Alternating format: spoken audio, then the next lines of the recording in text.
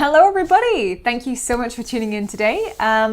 It is Tuesday, so I plan to do something a little bit different. If you're watching on a different day and it's not Tuesday, well, happy whatever day it is for you. So I get asked time and time again what equipment I use to make the videos that you guys are watching now on YouTube. So today I'm going to show you, as you can see here, all the equipment that I use and try and run through the software programs that I use and editing programs that I use. Enjoy, and let's get started. So I'm going to start with what I use to record sound, and the sound recording process is in three parts. First of all, we have the microphone, and I use an AKG C417 microphone, which you guys can see on screen here. And this basically is a little lapel microphone. You can see I'm wearing it right now. And what this does, it's a condenser lapel microphone. So basically it takes the sound from a specific area and blocks out sound around that. So you get quite a nice, clear, crisp sound from this microphone without any outside distractions. I use this for work a lot, so yeah, I can't remember the price. I think it was somewhere between 60 and £100. So yeah, that's what I use. It does clip on nicely. You can put it wherever you like. I don't actually record the whistle music with it attached to my person. I usually take it off and put it on the table in front of me because the range of the noise from the whistle and the position of the microphone is often too loud for recording purposes, especially as you get into the second octave and if you head anywhere near the third. So usually I will take the microphone off once I've finished speaking and put it on the table in front of me and then play what I want to record.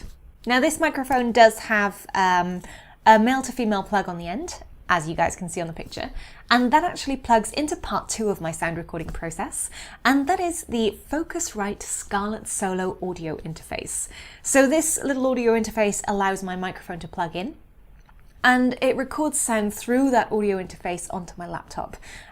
So there's a plug on the back that plugs into the laptop via USB, and the microphone plugs into the front. You can adjust all sorts of little settings and things on the front, but it's a quite simple audio interface and it's small. So that works great for recording from home, and especially if you need to take it anywhere with you to record on set or on a studio location, wherever you go.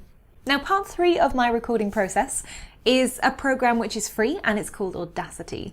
Now the sound goes through the microphone, through the audio interface and onto the laptop via Audacity. So I record the sound in this program. So I've got a little clip on screen now of it actually recording into Audacity. So you can see here you've got a few different settings at the top. You can change what you're recording in through. So I simply press the record button, make my speech or record my whistle sound, and then I press stop. That is the basic recording process for sound. Now before I save and export my audio through Audacity, there are two things I like to do. I like to leave a little bit of space of silence at the end of my audio, and basically when I've stopped recording, I highlight this section, go to Effects, Noise Removal, and I click on the button that says Get Noise Profile. Then I select the entire recording, go back to Effects, go back to Noise Removal, and remove the noise. So this will take out any hissing, any little background noises that are going to interrupt the sound, and they make it more clean, more crisp, more pure. Then I export the entire project, and I save it, and it's ready to go to editing. Next, we have the video part. Now for the video part, I just use a little Sony Handycam, which you guys can see on screen. It's 1080 HD. It's not 4K, but neither is my laptop, so I'll get there eventually. But basically, I chose this because it has a little flip screen, so you can turn the screen all the way around and see when you're in shot, which is perfect for me because I do a lot of my own filming. So yeah, that's what I use for making these videos on YouTube.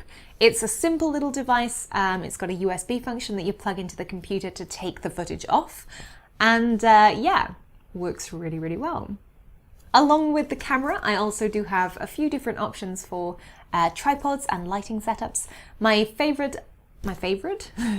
My favorite are this little Velbon tripod, and basically it's compact, it's lightweight, it is really easy to use. And I also use a Softbox Light. Now the Softbox Light is kind of in place of a ring light, which a lot of YouTubers use, but I use a Softbox Light simply because I do a lot of filming around the home in places that mean that my windows aren't directly in front of me. So I often need a filler light. So for example, in the setup you can see me in now, I have a window sort of behind me to the right, which is casting light this way. So I have my softbox sort of in front of me to the left, which is bringing light this way, which kind of fills the face so you guys can see me. But also obviously if I'm showing you guys a tutorial with finger patterns or whatever on the whistle, then it helps that you guys can actually see what I'm doing. After the light and the sound has all been set up and video has been recorded, we then get to editing. Now the editing process is quite difficult. Obviously if you've never done editing before, if you do a lot of editing, then it's a breeze.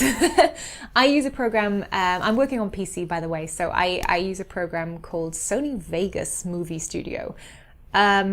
I love it, and it's because I used to edit on this in university. I studied film and video in university, and we were basically PC based. We used industry standard editing program called Avid, which was amazing. I also did a little bit of media studies, just A level, and they used Final Cut Pro, which obviously has all its benefits as well. But for me, staying with PC meant that I didn't need to change my entire equipment. My entire equipment range that I'd accumulated through university and all those editing skills that I'd built up on PC. So yeah, I use Sony Vegas Movie Studio. I have used it for well over 10 years for all my editing needs. I have upgraded, obviously as Movie Studio has upgraded, but you can get Sony Vegas, which is an even more professional version, but it will cost you a little bit more. So grab any reasonably recent version of Sony Vegas Movie Studio and you guys will be able to cover everything you need to do. So I hope you enjoyed my little overview of my equipment. Thanks for watching as always. Don't forget to check out my other videos. I'll put up tips and tricks for you guys today so you can enjoy those. Happy whistling. I'll see you guys on Friday, hopefully for another amazing tune. Until then, have fun. Bye.